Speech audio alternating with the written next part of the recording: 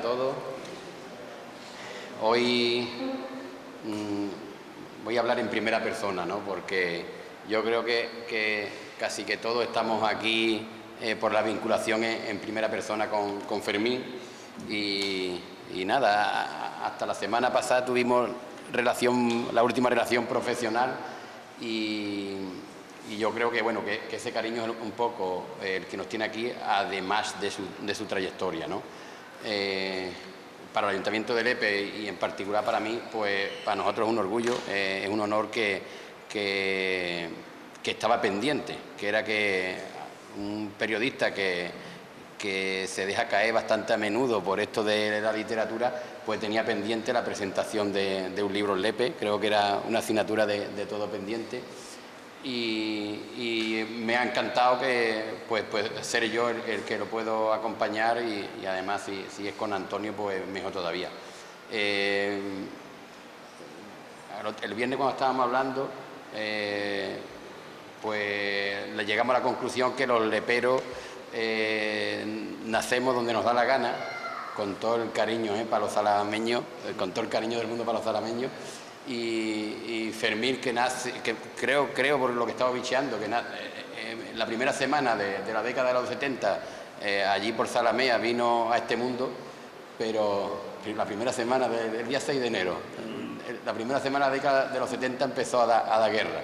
Y hemos tenido la suerte de disfrutarlo muchos años en Lepe como profesional y como amigo y como persona, y aún así seguimos con mucha relación porque, bueno, el trabajo está muy vinculado. Es verdad que ha demostrado que esto de la pluma se le da muy bien y bueno, ha sido valiente hasta la hora de experimentar, ¿no? Porque sí es verdad que lo del diario del autoinmune, pues sí que era una narración cuando estábamos todos más sensibles con el problema de la pandemia, y además él suponía hasta una luz a todo esto, pero que luego hemos visto la versatilidad de Fermín, porque lo de Kabul ya son palabras mayores y bueno, y la sensibilidad que ha tenido con Hugo, ¿no? Este libro que hoy ya nos hablarán ellos con más detenimiento, no me neguéis que es muy peculiar.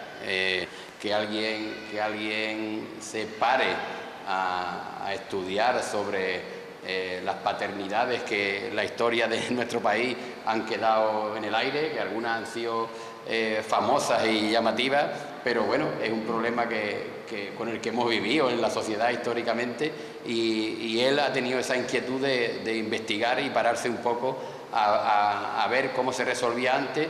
Y hoy una de sus conclusiones es que hoy sí se resuelve con más facilidad.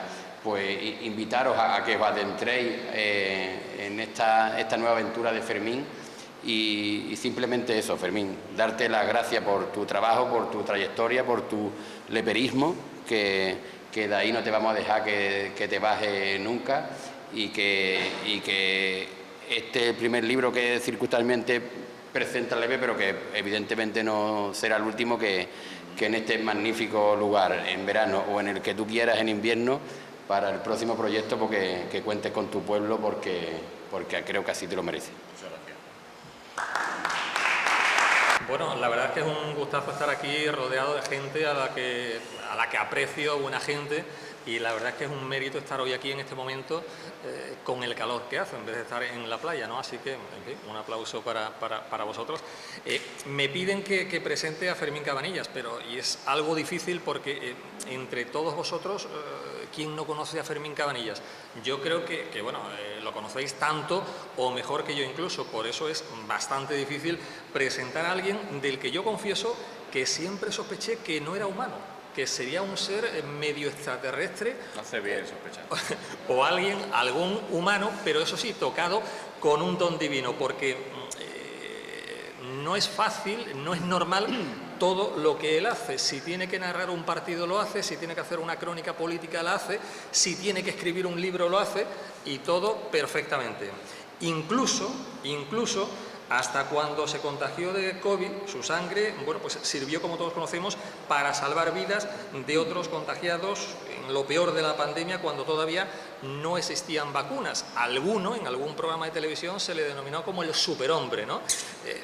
Todo eso me lleva a pensar que efectivamente, si es humano, tiene que estar tocado con alguna varita mágica, ¿no?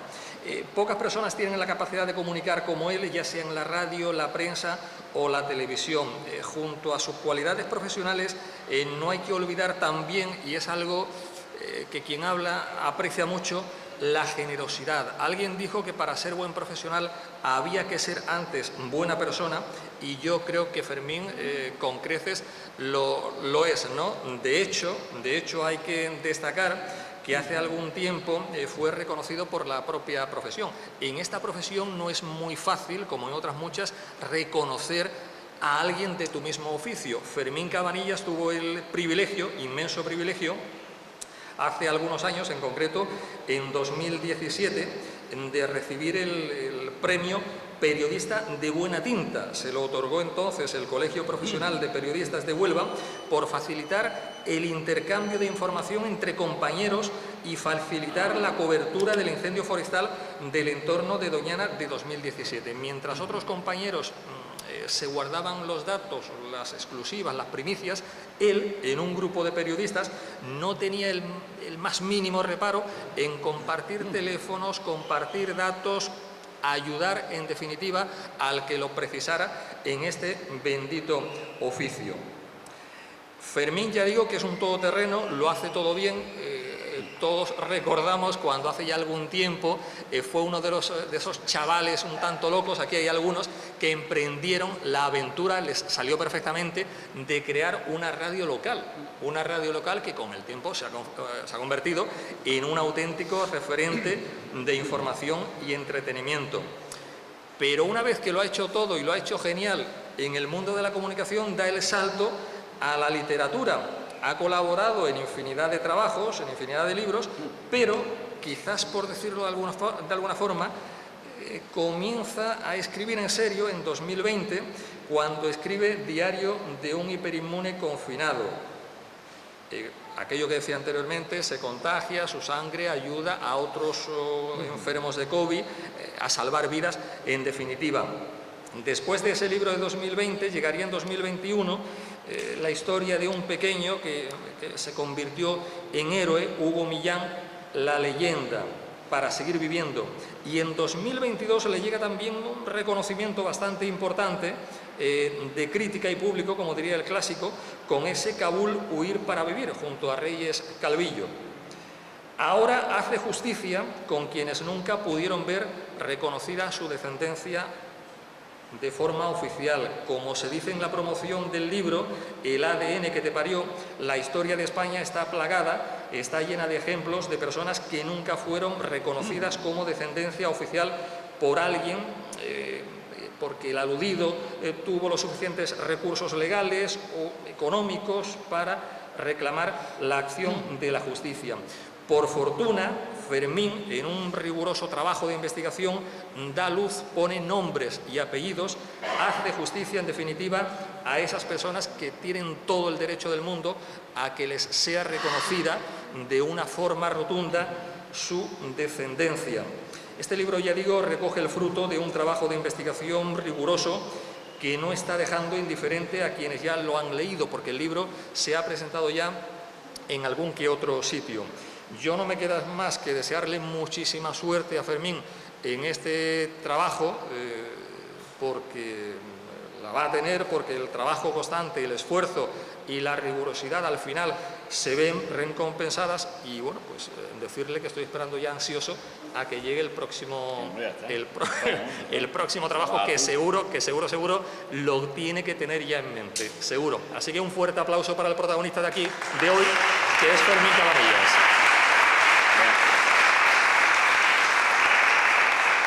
Y yo, por darle la palabra, me gustaría hacerle una pregunta antes de que él se explaye, en preguntarle que cómo se le ocurrió la idea de poner nombre y apellidos, hacer justicia y sacar a la luz casos que merecían toda la justicia del mundo. ¿Cómo se te ocurrió? Buenas noches. Lo primero, gracias. Esta no es la primera presentación del libro que hago en Lepe, es la segunda. En rigor es la primera, porque aún no está aquí para pasar muy bien, podemos decirlo, la primera edición es Conforta de Islantilla, que para nosotros es más de Lepe que la Salina de Isla, pero, y que fue además un libro sobre la historia del Festival de Cine de Islantilla, que se lee adelante porque le pide ayuda a un alcalde que acaba de llegar a Lepe y a Maribella Martín, que estaba de diputada, y entre Manuel Andrés y Maribella me echaron una manita y salió adelante el libro de la historia del Festival de Cine de Islantilla. Es la primera vez que presento un libro en Lepe y además me ha hecho mucha ilusión que la primera o segunda palabra que diga sea mérito. Más que nada porque cuando a día de hoy, llevo ya 14 años en Sevilla, cuando le digo a alguien que tiene mucho mérito me mira como si estuviera hablando en inglés. Estos sevillanos no entienden esa palabra cuando te diriges a alguien. Primero, gracias Adolfo por el cariño que siempre tengo de mi ayuntamiento cuando necesito algo para mi trabajo o cuando quiero contar cosas sobre Lepe. La última vez, como tú dices, hace un par de días en tu despacho, hablando de inmigración en positivo, que nos gusta muchísimo hablar de inmigración en positivo. Y gracias a mi amigo Antonio, que somos amigos, esto lo va a entender nada más que los que tengan puesta la vacuna de la rubeola o no. Somos amigos desde la niña del repilado. No sé si alguien lo ha entendido, ¿vale? Pero desde el año 87 somos amigos y tengo que decir que a Antonio le pedí que condujera este acto unos días después de que en su familia su hermano se fuese al cielo y le agradezco mucho que dijera que sí rápidamente. Bueno, ¿por qué surge el libro? Bien,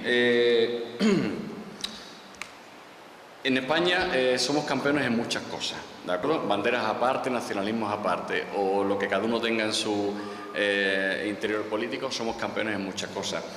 Y tenemos en España, primero, el abogado que más casos ha resuelto de paternidad no reconocida y el laboratorio más importante del mundo en investigación de ADN, que está en Zaragoza. El abogado está en Sevilla, el laboratorio está en Zaragoza.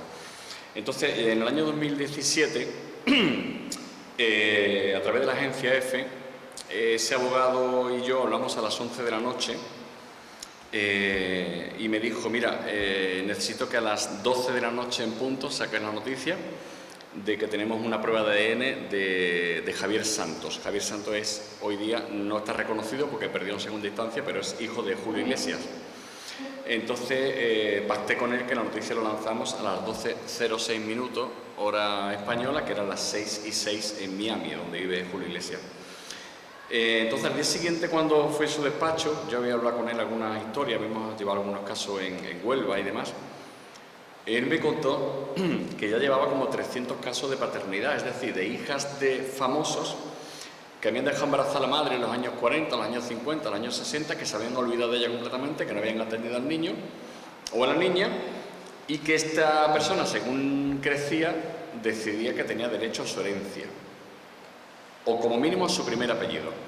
Hay casos en el libro, por ejemplo, como el de el hijo de Bernardo Pantoja, un hermano de Isabel Pantoja, que murió sin un euro, pero su hijo quiere su primer apellido. Está emperrado en tenerlo y tiene una prueba de ADN, está recogida en el libro, que lo demuestra. Entonces, ¿qué pasa con este abogado? Que en el año 2018 hablamos de hacer un libro. Y como todo pasa en la vida en los últimos años, pues la pandemia lo frena, la vida nos lleva por otros derroteros, hay que comer. Está aquí mi compañero David Arjona, que es el cámara que habitualmente tengo en EFE para hacer buenos reportajes, mal pagado, pero muy bueno. Y entonces él sabe además que ponernos a escribir muchas veces es muy complicado. Y más yo que tuve la aventura de escribir mi anterior novela con un niño que entonces tenía 2 años. Pero a toda esta gente que está aquí había que hacerle justicia, porque fueron repudiadas sus madres muchas veces por el señorito que las dejaba embarazadas y por su propia familia.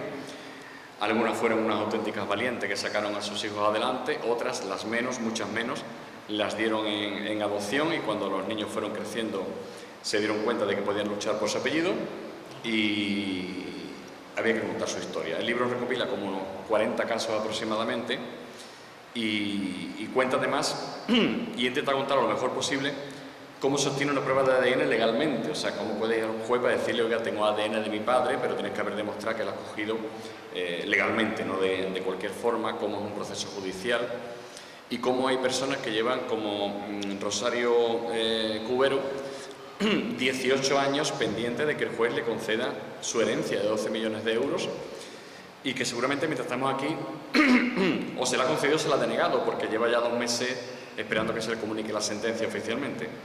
Así que era una historia muy bonita que, vamos, intenté contar lo mejor posible. ¿Qué caso te ha llamado más la atención? Porque imagino que todos tienen su puntito, en fin, de relevancia, pero alguno que te haya marcado, que haya llegado más... Más cerca. A ver, hay casos... Te iba a decir, Diego, que te acerques más al micrófono. Sí. A favor, Antonio, es nuevo, el becario que me he traído para entrevistarme también. A ver, hay casos muy curiosos, pero normalmente son los menos conocidos. Por ejemplo, este abogado lleva más de 10 años intentando encontrar un muerto en un cementerio donde muere una persona cada año y medio. Esto es muy fácil de decir. Es verdad que los primeros registros de los cementerios en España, el primer cementerio en España es a mediados del siglo XVIII en la granja de San Ildefonso. Es la primera vez que con nombre y apellido se entierra a alguien, ¿no? Y no se le deja literalmente en cualquier sitio. Pero los registros de los cementerios en España son un desastre.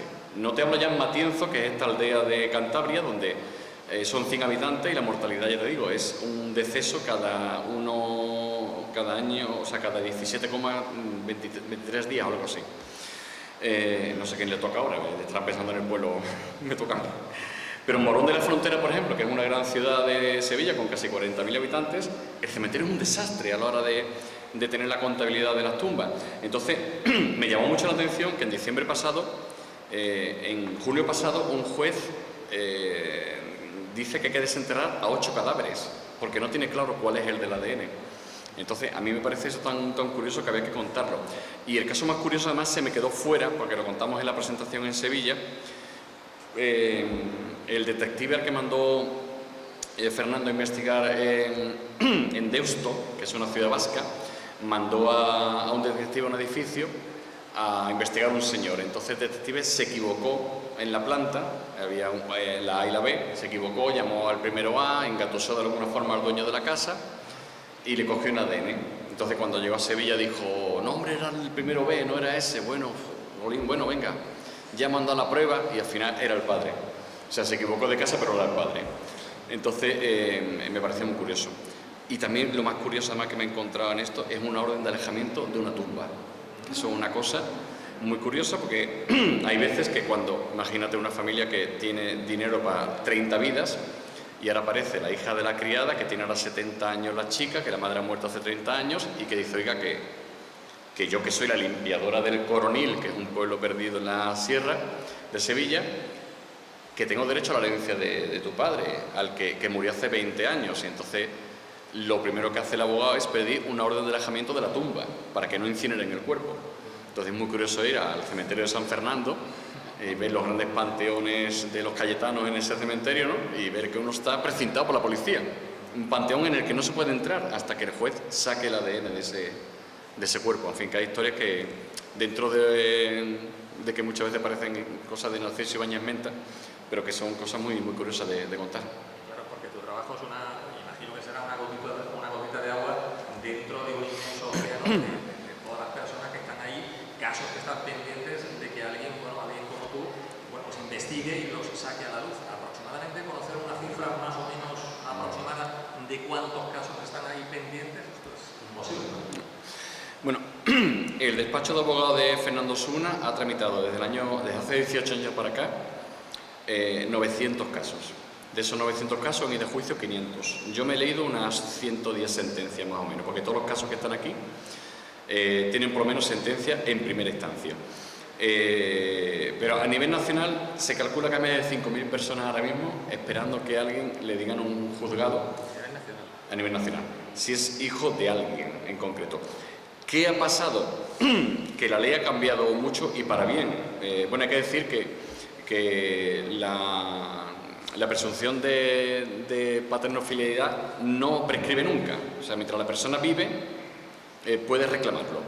Fernando Osuna tiene un cliente de 88 años, que ha conseguido ahora el apellido de su padre. Entonces, a la hora de reclamar no hay límites. Te puedes encontrar con casos de gente con 18 años recién cumplido o con 6 años que es su madre quien representa, ¿no? Entonces, es un universo muy variopinto. Y la mayoría de los casos, ¿por qué están ahí sin luz? ¿Por recursos económicos del padre? ¿Por cualquier otro motivo? ¿Por el que dirán? ¿Por qué? Pues mira, la mayoría de los casos están así, y aquí como mínimo un abogado que yo sepa, un licenciado en Derecho, porque abogado es un poco últimamente, bueno, porque tienen abogados muy buenos. O sea, no hay otra razón. En el año 2001 en España cambia la normativa. Una quiere decir que el ADN está considerado carné oficial genético de una persona, los alelos del ADN que se llama técnicamente, esta palabra la aprendí hace poco, no que yo lo sepa, desde 1986. Es decir, está considerado el ADN como un carné de identidad propio de una persona. ¿Qué ha pasado hasta el año 2001? Que si yo iba a un juzgado y le decía, oiga, mire usted, que Diango es mi padre, por ejemplo, ¿no? Es que Diango se parecía mucho a mi padre, tío, así con el pelo siempre. Entonces, el juez me decía, bueno, voy a citar a Diango. Entonces, si él se negaba a ir y no había forma de declararlo, de que se sentara ante el juez archivaba el caso. Ahora no. Ahora si yo veo a un juez desde el año 2001 para acá y digo, oiga, tengo una prueba de ADN que le he cogido tomando café a mi padre, que es Diango, y aquí tiene usted la prueba de ADN. El juez lo llama a él. Y si no va, automáticamente lo declara padre. Entonces, eso ha facilitado muchísimo el trabajo, pero lo que pasa que tiene un matiz, que toda la gente que hasta el año 2001-2002 ha denunciado, si ahora vas con la norma normativa, el juez dice, oiga, esto ya se juzgó, esto es cosa juzgada, y no entra, lo que se llama, no entra al fondo de la cuestión, y rechaza el caso directamente. Eso ha hecho que muchas personas no puedan demostrar que son hijos de alguien, por ejemplo, Javier Santos, el hijo de Julio Iglesias. Pero al final es la estrategia que se use. Por ejemplo, Julio Iglesias dio orden de que nadie cogiese sus notificaciones, de que nadie cogiese una carta del juez para no darse por enterado. Samuel Eto'o, que está en el libro La Historia también, dio orden también de que nadie cogiese notificaciones suyas ni en Abu Dhabi ni en Turín, donde tiene sus dos casas. La suerte que tuvo la hija de Samuel Eto'o, la suerte que tuvo Erika, es que fue condenado en Turín por no pagar la pensión a una de sus hijas. Samuel Eto'o tiene 4 hijas de su matrimonio en Camerún y 5 no reconocidas. Entonces, 5 que se sepa. Entonces, en todo el proceso de Erika contra Samuel Eto'o en España, él es condenado por no pagar la pensión de su hija en Italia, menor de edad. Y entonces lo que hace el abogado es ponerle una denuncia en el marco de la Unión Europea, con lo cual si lo condenan en España tenía automáticamente pena de cárcel, porque ya tenía antecedentes en Turín. Entonces, ¿qué fue lo que hizo el abogado? Una campaña de promoción de prensa enorme en los países árabes, donde él vivía. De modo que él no puede decir, no estoy enterado. O sea, sí me he enterado, estás enterado perfectamente. Lo ha visto en un periódico, lo ha visto en internet, lo ha visto en redes sociales. Y entonces su abogado acudió al despacho a Sevilla y negoció con Fernando Osuna y llegaron a un acuerdo. Si no llegan a llegar a un acuerdo, posiblemente estaría en la cárcel ahora. Sí. Yo no sé si alguien del público quiere hacerle alguna pregunta a Cabanillas. Estamos ahora en el momento en el que cualquiera puede levantar la mano y alguna curiosidad que quiera ¿Tú quieres preguntarlo? Sobre, en fin, sobre si ha tenido algún problema, porque imagino que aquí te habrás guardado la discreción a la hora de mencionar algunos casos, pero claro, habrá muchos que no les haya hecho mucha gracia de que se les reconozca su paternidad. ¿Tú en este caso has tenido algún problema o temes de que alguien que hayas sacado a la luz pueda pedirte explicaciones? No, yo a día de hoy ostento el récord de casi 40 años de profesión y 0 querellas. Y no quiero cambiar la suerte. No. Todos los casos que están aquí contados están documentados porque ha salido en prensa la historia. Algunos están documentados citando a los compañeros que lo han publicado y otros son sentencias judiciales públicas, como la del Cordobés o la de mucha gente que ha pasado por ahí. Ha habido un caso, que no tengo ningún problema en decir cuál es, que es el de Gento, el extremo del Real Madrid. Gento, hay una prueba de ADN de un hijo en Málaga. en mitad del proceso contra Gento, él murió, la familia le embargó los trofeos, las 6 Copas de Europa que ganó Gento, se las embargó, no había forma de cogerlo por otro sitio. Gento era hasta hace 11 años el jugador del mundo con más Copas de Europa, entonces lo que hizo la abogado fue embargarle las Copas de Europa. Pero la familia, en el proceso de este asunto, o han llegado a un acuerdo con él, o no sabemos qué ha pasado, se han bajado del asunto judicial completamente. Y sí hubo más que palabras con la familia con el tema del libro. Entonces, aunque se podía sacar el tema perfectamente más, decidí dejar fuera el tema. O sea, es un capítulo que dejé, de esos 4 o 5 folios los dejo fuera. Y luego es verdad que el enfoque del libro iba a ser completamente distinto, el enfoque iba a ser la vida de Javier Santos, la relación con Julio Iglesias y demás, pero Javier y yo no nos pusimos de acuerdo en ese enfoque inicial. Él tenía otra idea, yo tenía una idea mucho más concreta de cómo quería contarlo, y en esta que sí que no, dice, mira, yo voy a hacer un libro por mi cuenta y tú sácalo. Entonces, cuando empecé, digamos, a tirar del capítulo de Javier, llegó la COVID, paró completamente el material, y cuando retomé dije, bueno, he conocido tantos casos en estos 2 años y medio que he parado el proyecto, que yo creo que merece la pena contar la historia de más gente, aparte de Javier Santos. Pues yo por mi parte no se me ocurre ninguna pregunta, estamos abiertos. Si alguien quiere hacer alguna pregunta, alguna curiosidad, alguna duda que tenga, de qué va a ser el próximo libro que escriba Fermín Cabanillas, no sé, parece que está todo clarito. Ya finalmente, Fermín, no sé, que comentes dónde puede conseguirse un ejemplar de este libro. Bueno, decimos siempre cuando presentamos el libro que, aparte de la plataforma esa que nadie nombra y que todo el mundo compramos, yo siempre pido, por favor, que se compre el libro al autónomo que paga su trimestre, en este caso a Bricosan, ¿de acuerdo? Que es el que está hoy aquí ayudándonos a que salga adelante esta presentación. El libro está a la venta en toda España, o sea, como cualquier libro normal.